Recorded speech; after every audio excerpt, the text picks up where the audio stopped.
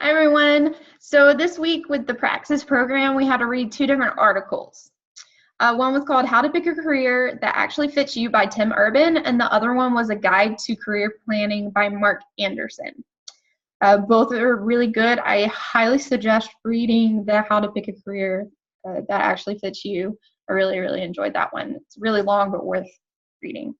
One of the things I really agreed with from the articles was an excerpt from How to Pick a Career. It's where he says careers aren't a tunnel. It's a long series of science experiments. I love that because it's not normal anymore to just pick one thing and stick with that for your entire career. You're not stuck doing what you decided to do to begin with. You can completely go from one field to another if you put your mind to it and if you decide that that's what you truly want to do. If you decide to do marketing one day and then realize that you want to do sales, that's fine. That's completely normal now. You're probably not, most people aren't even going to stay with a job for as long as people used to. And same with career, you can switch. One thing that I didn't really agree with was from A Guide to Career Planning. He said, the faster you start developing concrete skills that will be useful in the real world, the better, which is true.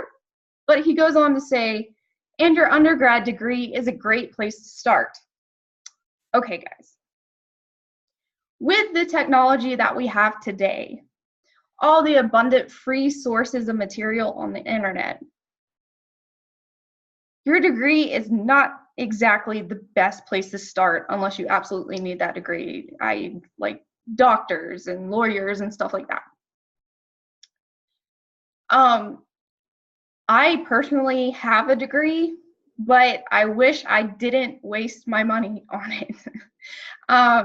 It sounds bad, but it's true. I spent a lot of money and I did not get the skills that I needed in the real world. So what he's saying in this is completely the opposite now, because they just don't teach you what you need to know.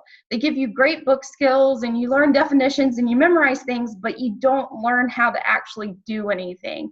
You don't have skills that companies want. They talk about the skills that companies want, but they don't actually put you through classes where you learn those skills. So yeah, that I definitely don't agree with. In How to Pick a Career, he talks about something called your priority shelf, I believe. And there's a non-negotiable goal at the top. There's a top shelf, there's a middle shelf, and there's a bottom shelf.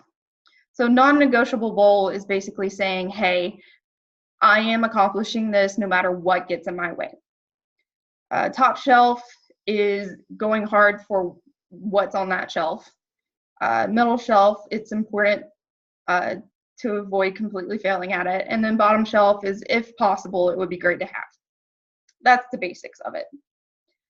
So on my top shelf, I would say I don't have anything specific career-wise yet, but I do want to leave this world. When I do leave this world, I want to have known that I made an impact in it through my career. I don't want to just be a nobody that sat around and did nothing with her life. Through my career, I want to be able to impact other people's lives in positive ways. Bottom shelf would probably be money. Yes, I'm driven by money, but I'm more driven by the importance of what I'm doing.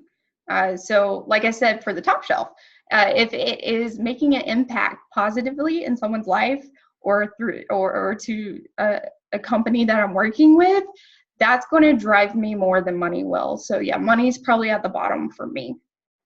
But I really enjoyed both articles.